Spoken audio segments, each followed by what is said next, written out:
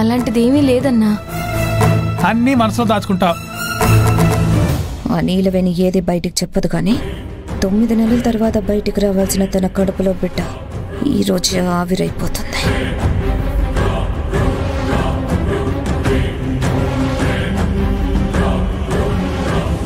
అన్నీ మనకు మనం అనుకుంటే ఎలా అన్నా? అందరం కుటుంబంలా కలిసి ఉండాలి, అన్నిటికీ సర్దుకుపోవాలి. నీ మంచితనం ఈ ఇంట్లో వాళ్ళు అర్థం చేసుకోరమ్మా. వెళ్ళమ్మా, నువ్వు వెళ్ళి విశ్రాంతి తీసుకో. నేను జ్యూస్ చేసి తీసుకొస్తాను. పర్వాలేదన్నా, చిన్న పనులే కదా, నేను చేస్తాను. ఇక్కడ పనులన్నీ అయిపోయాయి కానీ నువ్వు వెళ్ళి కాస్త చల్లగాలి పీల్చుకో. నేను జ్యూస్ పట్టుకొస్తాను. తారక్ సార్ అంటే నాకు అభిమానం, నేనంటే నీకు అభిమానం. ఎందుకన్నా ఇలా చేస్తావు? చెల్లివి కదమ్మా, అన్నా అని ప్రేమతో పిలుస్తావు కదా, అందుకనుకో.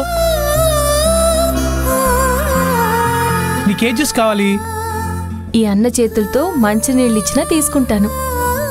జ్యూస్ చేసి తీసుకొస్తానమ్మా, నువ్వు వెళ్ళు.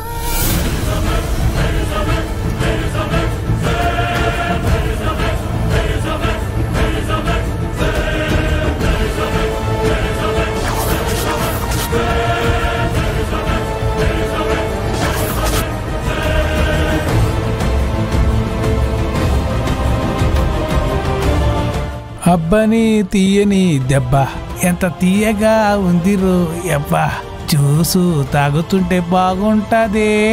ఆహా, అబ్బని తీయని దెబ్బ ఎంత మెత్తగా. పాట బానే పాడుతున్నావే. ఏదో నాకు తోచింది పాడుతున్నా అమ్మగారు. మీకు కూడా జ్యూస్ చేయమంటారా? వద్దులే, బోర్ కొట్టేసింది. ఈగల దాకా తాగితే అలాగే ఉంటుంది మరి. ఏమన్నా? అది ఏ లేదమ్మగారు.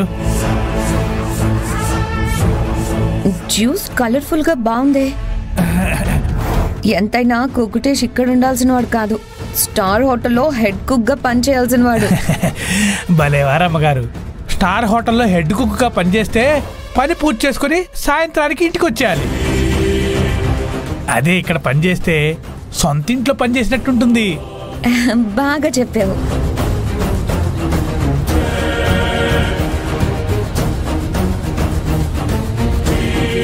పంచదార ఎక్కడ పెట్టాను? అక్కడ ఉన్నట్టుంది.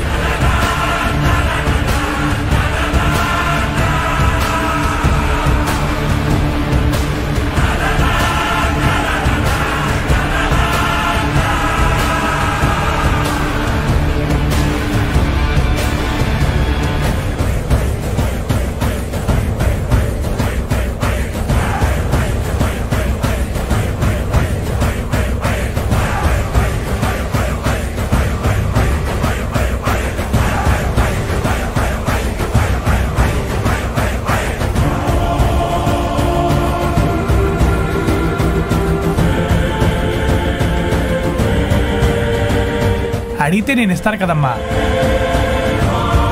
ఇప్పుడు నా మాటని ఎవరు గౌరవిస్తున్నారని ప్రతి వాళ్ళకి లోకం అయిపోయాను కదా.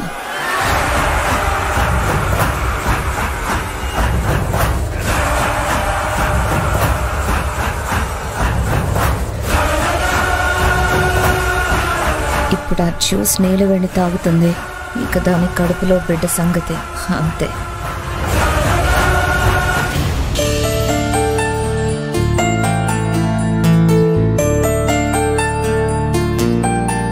అమ్మా, నువ్వు కోప్పడినంటే ఒకటి అడుగుతాను.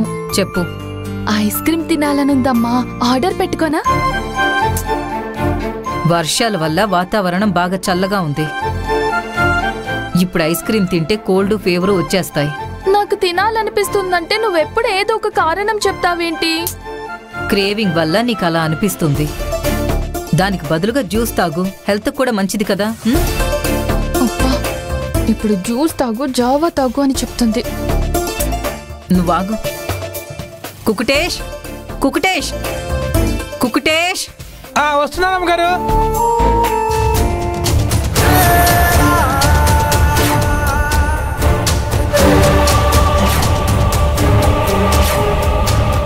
కుకుటేష్. అయ్యా, నీలవేణి ఎక్కడుంది? ఇందాక వంటగదిలో నుంచి బయటకు వచ్చింది చిన్నయ్య గారు. కేకేయమంటారా?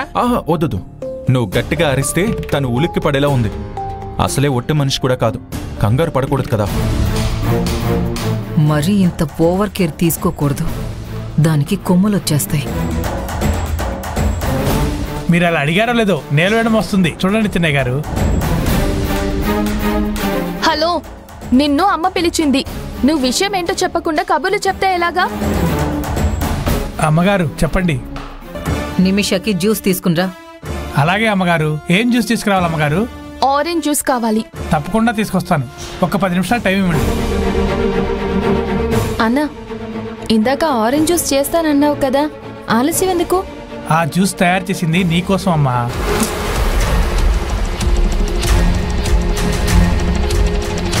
గ్లాసులో కూడా పోసి పెట్టాను. అది నువ్వు తాగేస్తే ఈలోపు అమ్మాయి గారికి కూడా జ్యూస్ చేసి తీసుకొస్తాను. అదెంతసేపు అమ్మా? అమ్మా చూసావా, తనకిచ్చినంత ప్రిఫరెన్స్ కూడా నాకు ఇవ్వట్లేదు.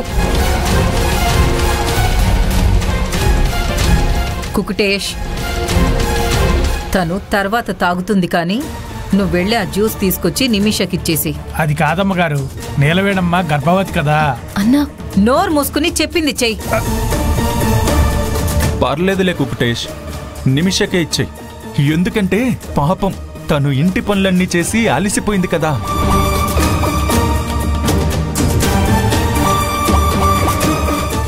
జ్యూస్ తాగితే వెంటనే ఎనర్జీ వస్తుంది. ఇచ్చే. చూసావా అమ్మా అన్నయ్య ఎలా మాట్లాడుతున్నాడు? ఎవరి ముందు ఏం మాట్లాడాలో కూడా కొంతమందికి తెలియట్లేదు. నువ్వెళ్ళు కుకుటేష్. అలాగే చిన్నయ్య గారు.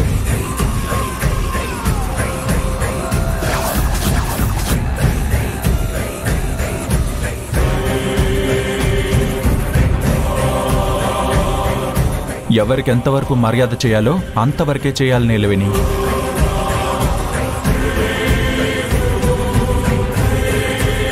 జాలి పడిపోయి వాళ్ళకి వీళ్ళకి మేలు చేయాలనుకున్నావనుకో, నిన్ను పస్తులు పడుకోబెడతారు. అయ్యో, మీరు ఊరుకోండి సార్. చిన్న మాటని కూడా ఇంకోలా అర్థం చేసుకునేలా ఉన్నారు. కొన్నిసార్లు వినాలి, ఇంకొన్నిసార్లు అనాలి. లేకపోతే ఎప్పటికీ ఏది మంచో ఏది చెడో తెలుసుకోలేం.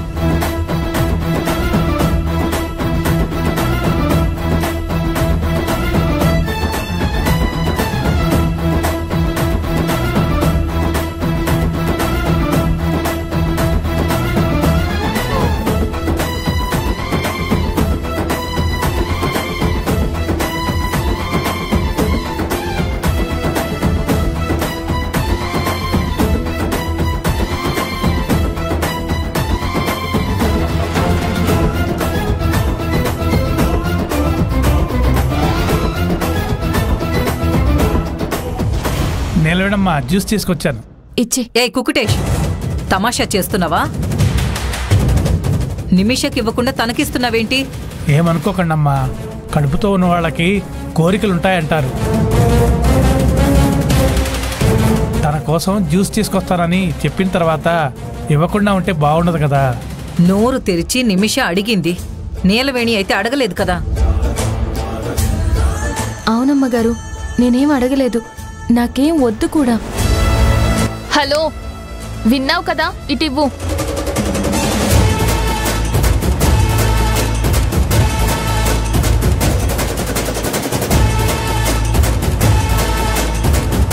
కొంతమందిని ఫాలో అవ్వాలని ఇలా బిహేవ్ చేస్తారు.